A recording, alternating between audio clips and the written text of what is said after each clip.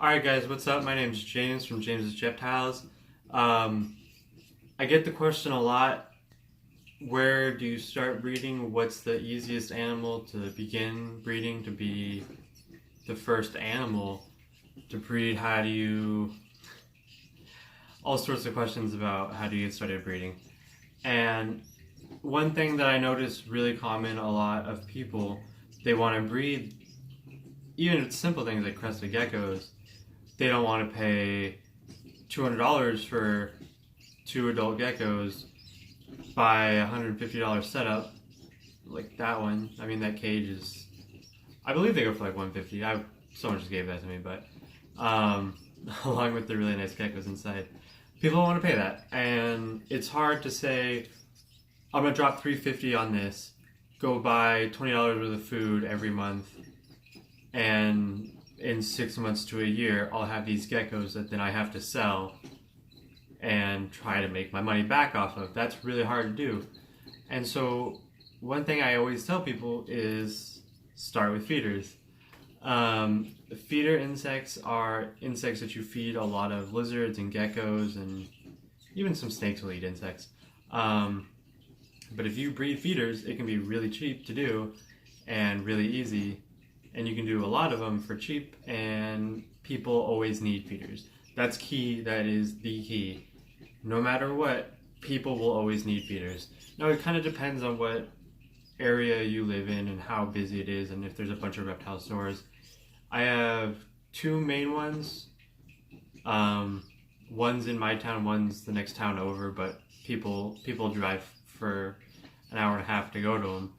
And we have one down in Sacramento. I do live close to Sacramento. It's a pretty big reptile hub. We at the Sacramento Reptile Show. A lot of people know about that one. No, I breed crested geckos, and I post some on Facebook, and I really haven't sold any yet. I've got 12 babies, and I really haven't sold any yet. And that begins to get a problem, and I want to hold some back. And I think once I do a show, I can sell more, and once I'm able to start shipping, once I figure that out, I can sell more. But until I can ship animals and start making money that way, I'd like to have a little bit of extra income to buy like the Repashis and all sorts of cages and setups. So one thing I recommend doing, and one thing I did do, is breed feeders.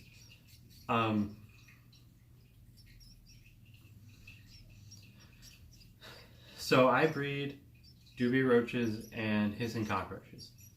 Now, I've made probably $100 on dubia roaches, and I really haven't promoted them that much.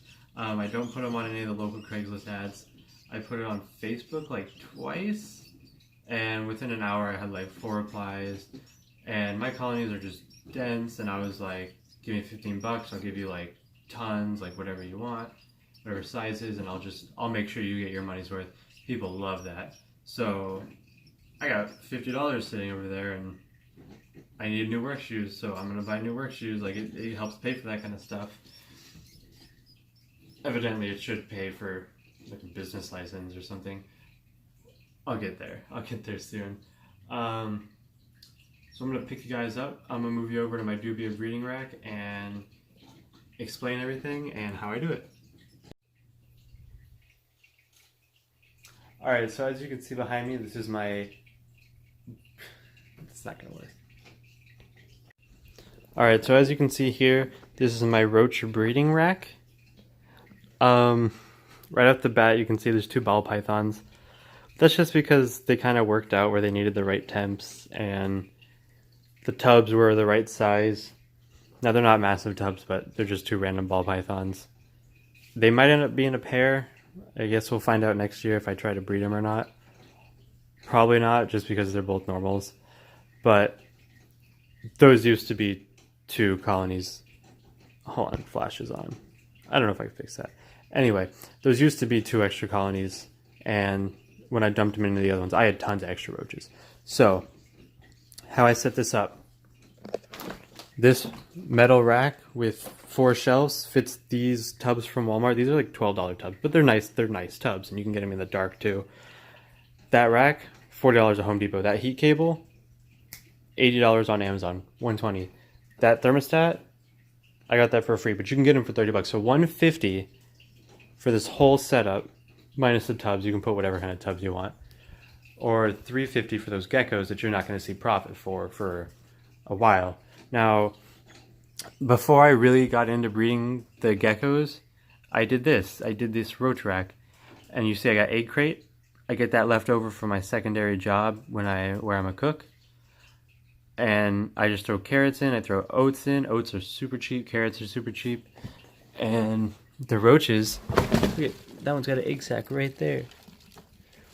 They breed like crazy. Now, these ones I have labeled yellow. If you can see that, I labeled them yellow. I'm just taking all the super dark adult females out, and the lighter ones will keep breeding, and eventually they'll turn lighter. And I think it's really weird that no one's done that. It's really quite simple, and I think it could be a good way to make money. And that's, maybe it's not, maybe I'm wasting my time, but I'm really not putting a lot of time into it. Like it's basically free. This one down here, I'm taking all the smallest females out and feeding them off, and just keeping the largest females in there. And I'm sure that one people will want for bearded dragons. They can feed massive dubia to. And this one down here, because they climb glass and can escape, are hissing cockroaches. There you can see in there. Now, like I said, I don't know if I said this, but no one seems to want the hissing cockroaches. They're more of like a pet or educational. They want 2 or 3. I bought original 10 for $20 at a reptile convention, and I bought the tank for $5, and I said, $25, I can make my money back easy.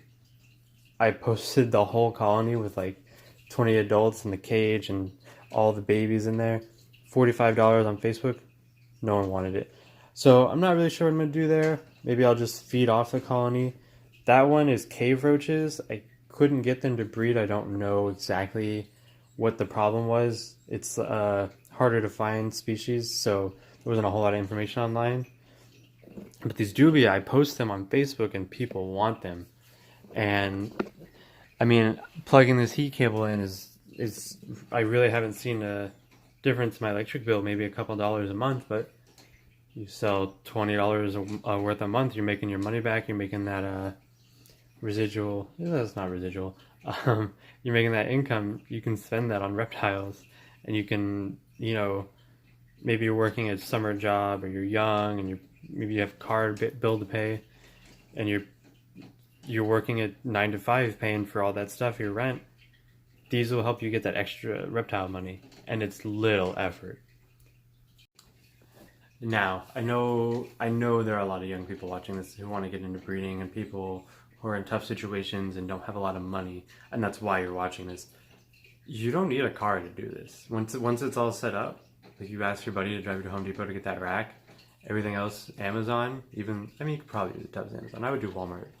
But I post on Facebook, people come to me, and I pre-package them in 32-ounce deli cups, and I drill holes in the lid, and I get those at Spartan Final, which is kind of like a smaller version of a Costco.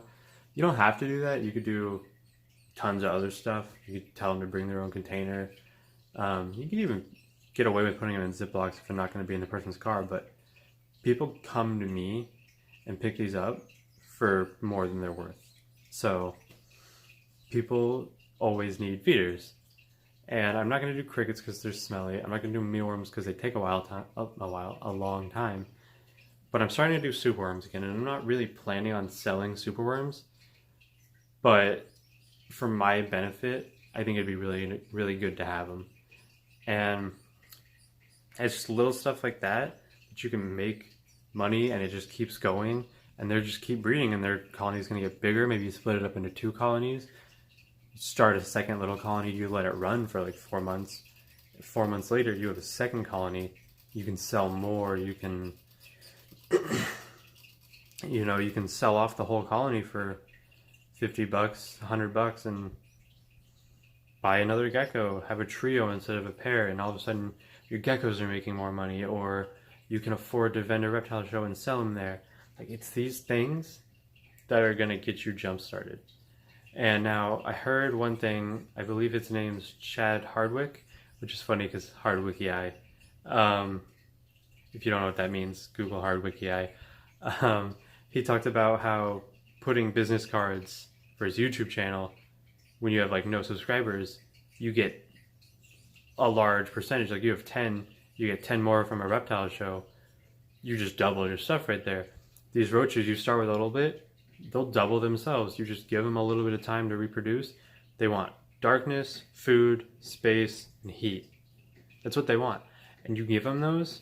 You don't have to give them all those, but if you can give them all of those, they reproduce like freaking crazy. That setup's set to like 95 degrees. That's on one side. And they reproduce like crazy. So no one say you can't do it, but this year with those and with geckos and with all sorts of other stuff, I made like $500, $600. Next year, I'm going to triple that. And it's mostly because I started with those roaches. Pick something you love, maybe pick something that's easy to sell, and who knows, get out there. I'm James is Jeptiles. Follow me on Instagram, Twitter, jamesisjeptiles@gmail.com, and James Welter on Facebook, and I'll catch you later.